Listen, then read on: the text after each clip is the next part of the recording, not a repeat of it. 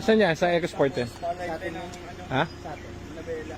Lapit sa kanila. Tsaka maano ba yung ride? May vibrate ata yun. Sa mga vibrate. Isa po, pagka nag-vibrate, support. So ito yung sa mga nire-release nating unit. Ano yan? Shocks? Metro. Yun, ano yun? Damper? Sa sarap. Ano yan, buo? Hindi, baka lang.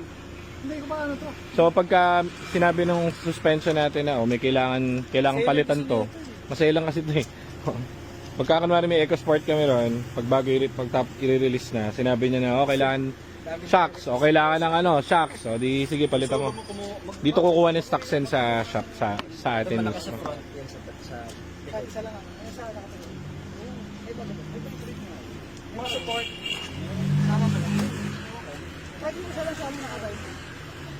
Nabiyahe dyan yun, yung abo, yung charcoal. Okay na ba? Nagamit naman yun. May tumutunog? Nagutok lang, maliit nga lang ba?